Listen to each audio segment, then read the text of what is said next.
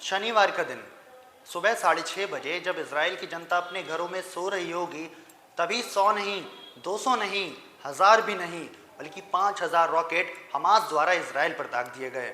Israel की जनता ने सोचा भी नहीं होगा कि यह शनिवार की छुट्टी का दिन उनके लिए सरप्राइज अटैक लेकर आने वाला है। और यह अटैक किसी और ने नहीं किया, बल्कि आतंकी संगठन हमास ने किया है। वो हमास जिसका समर्थन ईरान भी करता है, ओआईसी भी करता है। आपको बता दें कि इस वॉर में लगभग 900 इजरायली लोग मर चुके हैं। वहीं इजराइल की ओर से जवाबी कार्रवाई में अब तक हमास के 1300 लड़ाके मारे गए हैं। और इजराइल के रक्षा मंत्री ने गाजा पट्टी की पूर्ण घेराबंदी के आदेश दे दिए हैं, अर्थात बिजली, पानी, भोजन सहित कई जरूरी सप्लाईज को बंद कर दिया गया है। वहीं आज सुबह की खबर है कि इजराइल ने जवाबी कार्रवाई करते हुए हमास के 1760 ठिकानों पर गोलीबारी की है, जिसमें गाजा के कुछ मस्जिदों को भी टारगेट किया गया है। इस भयानक युद्ध को देखकर आप में से कई लोगों को लग रहा होगा कि आखिर अचानक से युद्ध के हालात कैसे बन गए। तो मैं आपको बता दूं कि इजराइल और फिलिस्तीन की लड़ाई कोई नई नहीं है। इसके साक्ष्य द्वितीय विश्व युद्ध से जुड़ते हैं।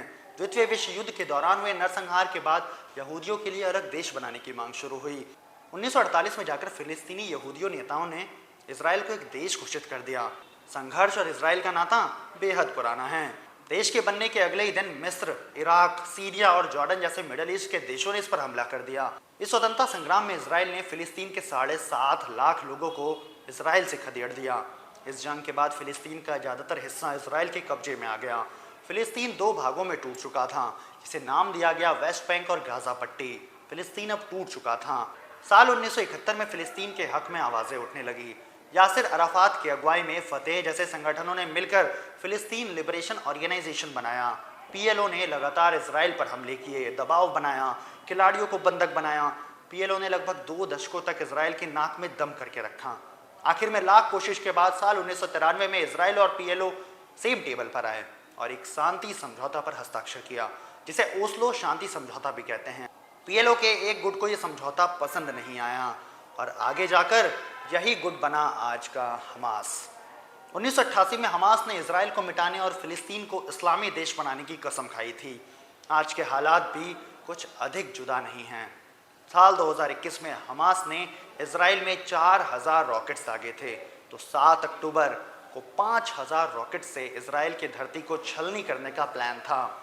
इजराइल के प्रधानमंत्री बेंजामिन नेतन्याहू ने स्टेट ऑफ वॉर डिक्लेयर कर दिया है और साथ ही उन्होंने कहा कि मैंने व्यापक भंडार जुटाने का आदेश दिया है और हम जवाबी कार्रवाई में इतनी तीव्रता की गोलीबारी करते हैं कि दुश्मन को पता भी नहीं चलता। दुश्मन को इसकी भारी कीमत चुकानी पड़ेगी। इस बीच मैं इजराइल के नागरिकों से और होम फ्रंट कमांड के निर्देशों का सख्ती से पालन करने का आह्वान करता हूं। हम युद्ध में हैं और हम इसे जीतेंगे। इसके जवाब में हमास के कमांडर मोहम्मद दैफ कहते हैं कि हमने ये कहने का निर्णय लिया है कि बहुत हो गया। ये पृथ्वी पर अंतिम कब्जे और अंतिम रंगभेद शासन को समाप्त करने के लिए सबसे बड़ी लड़ाई का दिन है। देखना होगा कि इजराइल और हमास की यह लड़ाई आखिर जाएगी कहां तक। देश और दुनिया की तमाम खबरों से जुड़े रहने के लिए देखते रहिए वी युवा।